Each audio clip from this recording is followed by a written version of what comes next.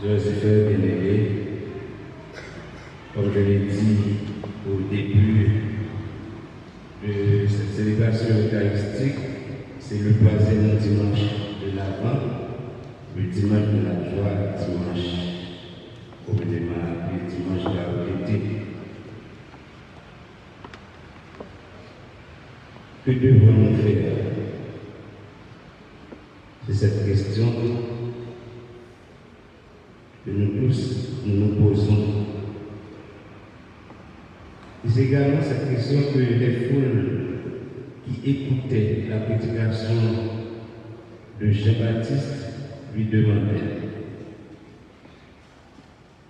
Alors, chez Luc, je dirais que cette question exprime la réaction spontanée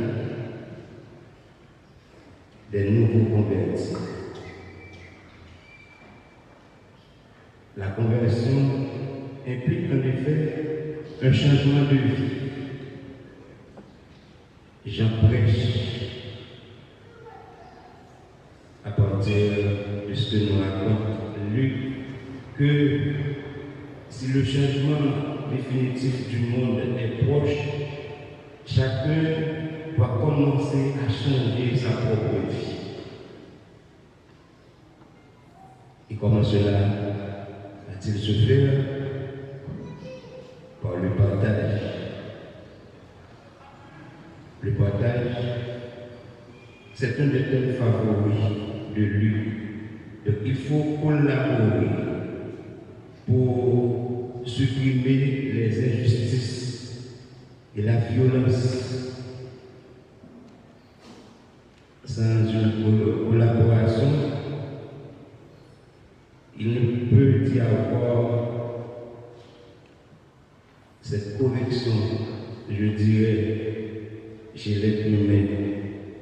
Ceux qui sont injustes pour devenir justes et les violents qui ne suppriment la violence. On parlait des publicains. Qui étaient-ils? Ce sont les collecteurs d'impôts. Ces collecteurs d'impôts sont les publics. Ce sont des fonctionnaires de rang inférieur, engagés par ceux qui avaient la responsabilité de recueillir pour les Romains les impôts, les frais de douane. C'est comme si il y a travaillé des GIO qui a ramassé les taxes pour les gens qui ont la responsabilité, des gens qui ont marché pour faire le pays. C'est des gens qui n'ont pas toujours bien pour qui ça, parce que souvent, mon salaire est pas sain, c'est pas sain, non? C'est façon qu'on dit que il y a toujours un petit coup en bas, comme si taxe là, l'État fixe le prix, mais il faut payer plus. Ce ne sont pas des gens clairs, propres,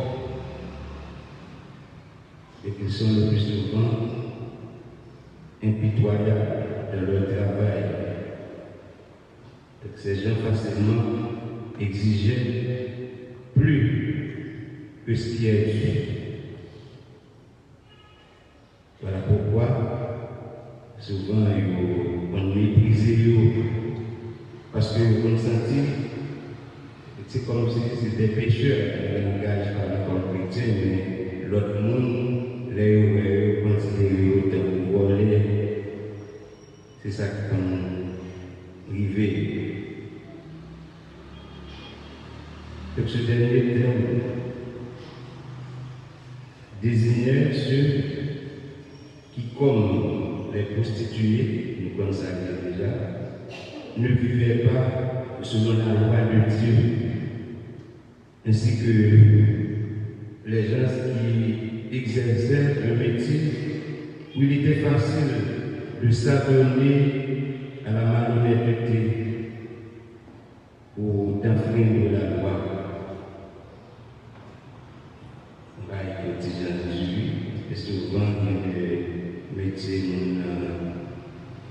qui apprennent s'il va être bien placé, mais s'il va recevoir une éducation qui bon. Souvent, les métiers au café ou fait éteindre. Excusez-moi, je dis ça, mais la coutume, souvent, depuis mon avocat et que je vais avocat vicieux. Mais pourtant, ça qui fait avec tout le cœur, il va faire justice, il va aller selon la loi. Ils ne font qu'appliquer ce que dit la loi. Oui, avocat, c'est pas on va faire la couille, à chercher des corps sur le monde, d'écrire des bagages pour l'accord. C'est pas ça. Même un collecteur d'impôts, il a fait travailler pour tout cœur.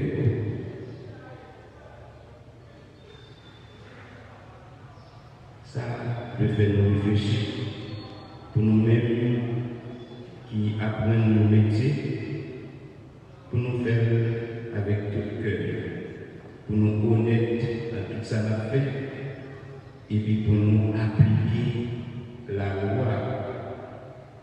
Alors, Jésus va étonner un peu de monde qui était pas côté de lui. Et comment?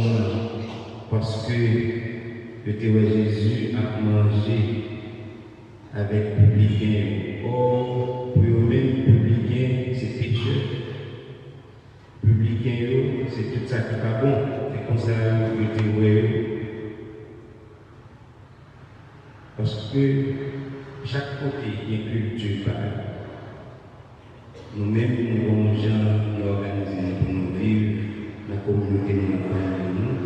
Mais en nous ayant le pour partager un repas avec le monde, ça veut dire c'est une communion d'amitié qui crée une solidarité entre le monde.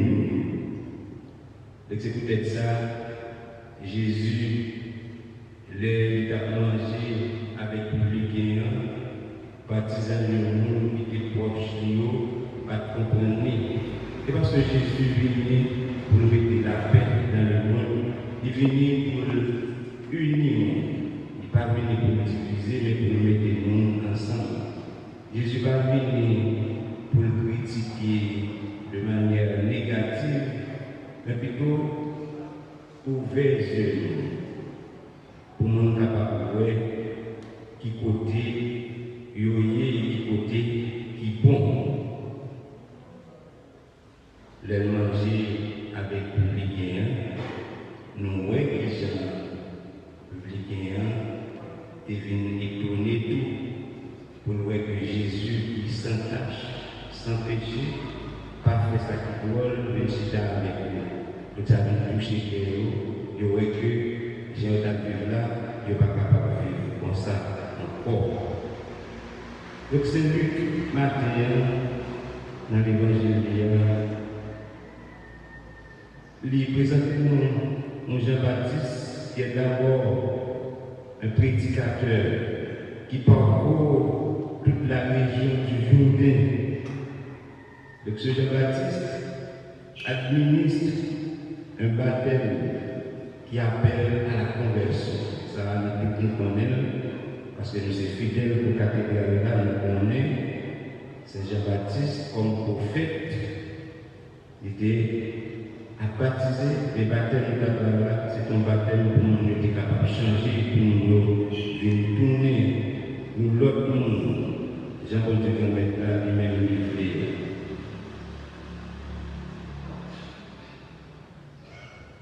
Et baptême ça, les gens recevoir, on a changé, ils viennent convertir. Eh bien, Si mon ami est converti, il vient de nécessité pour lui joindre pardon pour péché, il vient de nécessité pour lui pardonner péché l'autre monde commet. C'est ça qui vit. La caille nous-mêmes, majorité haïtienne, c'est comme si nous tous nous corrects et puis l'autre n'a pas. Souvent, c'est ça qui vit. Nous corrects, l'autre n'a pas. Alors que c'est nous tous comme nous qui besoin de convertir, qui besoin pour nous changer. Nous appelons de toujours dire chaque fois nous avons un temps de préparation, son temps est toujours invité à la conversion. On a tout dimanche dans l'avant, nous avons préparé pour nous convertir. Mais conversion, c'est tout simplement un changement de vie. Pour qu'on vive une gens, si vivre pour mener nouvelle une souffrance qui fait mon pas à l'aise, eh bien nous venons changer. Nous venons mettre le monde plus à l'aise, nous faisons le monde sentir que c'est le monde. Nous vivons avec eux à toute gueule. Donc, le baptiste prêche une conversion en profondeur où le cœur de l'homme décide d'aimer. Et c'est un partage son bien avec ses frères dans le besoin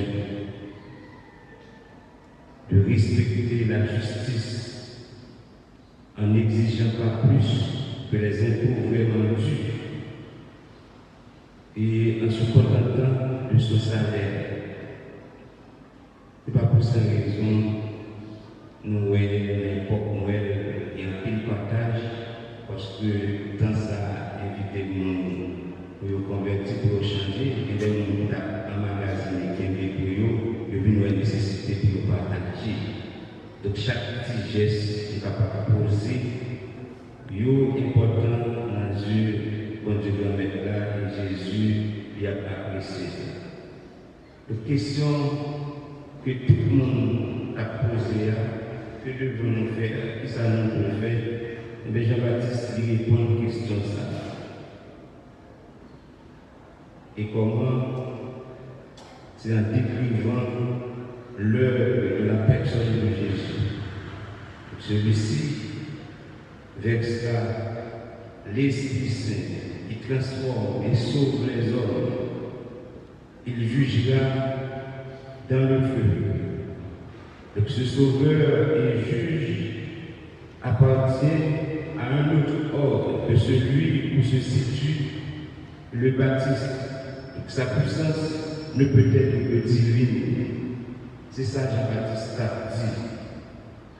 Et comme ça, il répond, le monde qui a venu, il va dire de laquer sa patrie. Mais ça va venir. C'est l'esprit qui va verser sur l'esprit qui va transformer nous, qui va sauver nous. Lui-même, il a bien jugé dans du feu. Et Jean-Baptiste dit ça, il a pris qui va comprendre et qui va juger Jean-Baptiste comme un prophète terrible. Le frères et sœurs bien-aimés, si un pile dans le monde d'attendre Jean-Baptiste, tu vois Jean-Baptiste comme un prophète terrible, au final, nous sommes capables de dire qu'il est en définitive un prophète de salut. Il prêche la conversion pour que les péchés soient pardonnés. Il parle de condamnation pour que les auditeurs s'y soustraient. Il annonce le salut pour tous, pour la possibilité toute prochaine d'être recueillis dans le grenier comme du bon grain. Donc, Saint-Luc résume la prédication de Jean-Baptiste d'une manière positive. Jean annonçait la bonne nouvelle au peuple. Lorsque une bonne nouvelle là, ou pas capable, pas content. C'est peut-être ça, la dimanche ça, bonne nouvelle ça, Jean-Baptiste. Côté pour nous, à travers l'évangile là, il peut bénir nous dans la joie. Et joie ça, pour finir, nous pouvons travailler pour toujours là. Ce n'est pas une joie passive, c'est une joie qui peut être toujours là.